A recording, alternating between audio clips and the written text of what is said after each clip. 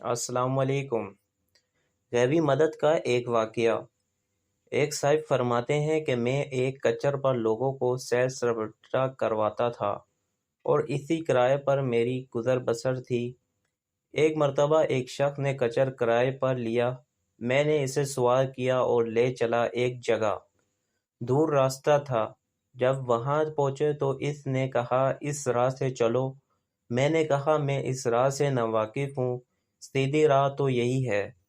اس نے کہا نہیں، میں پوری طرح واقف ہوں، یہ بہت نزدیک کا راستہ ہے۔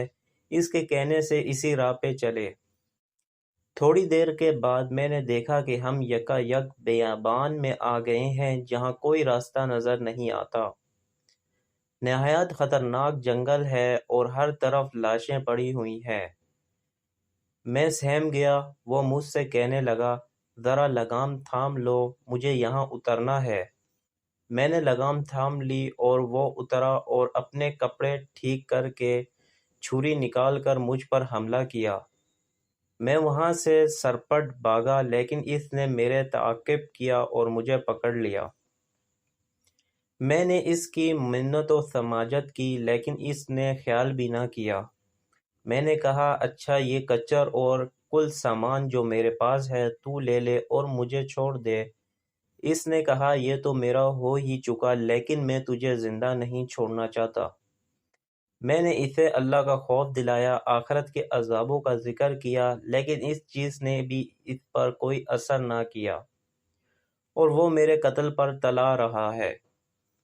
اب میں مایوس ہو گیا اور مرنے کے لیے تیار ہو گیا اور اس سے بامنت التجا کی کہ مجھے 2 رکعت نماز ادا کر لینے دیجیے۔ اس نے کہا اچھا جلدی کر پڑھ لے۔ میں نے نماز شروع کی لیکن اللہ کی قسم میری زبان سے قرآن مجید کا ایک حرف بھی نہیں نکلتا تھا۔ یوں ہی ہاتھ باندھے دہشت زدہ کھڑا ہوا تھا اور وہ جلدی مچا رہا تھا۔ اسی وقت اتفاقاً سے یہ آیت میری زبان پر آ گئی، اللہ ہی ہے جو بے قرار کی بے قراری کے وقت دعا کو سنتا ہے اور قبول فرماتا ہے اور بے بسی، بے کسی، سختی اور مصیبت کو دور کر دیتا ہے۔ بس اس آیت کے زبان سے جاری ہونا تھا جو میں نے دیکھا کہ بیچوں بیچ جنگل میں سے ایک گھوڑا سوار تیزی سے اپنے گھوڑے بغائے نیزہ تانے ہماری طرف چلا آ رہا ہے اور بغیر کچھ کہے ڈاکو کے پیٹ میں اس نے اپنا نیزہ گھسیڑ دیا جو اس کے جگر کے آر پار ہو گیا۔ وہ اسی وقت بے جان ہو کر گر پڑا۔ سوار نے باگ موڑی اور جانا چاہا لیکن میں نے اس کے قدموں سے لپٹ گیا اور کہنے لگا اللہ کے لیے یہ تو بتاؤ کہ تم کون ہو؟ اس نے کہا میں اس کا بھیجا ہوا ہوں جو مجبوروں، بے کسوں اور بے بسوں کی دعا قبول فرماتا ہے اور مصیبت و آفت کو ٹال دیتا ہے۔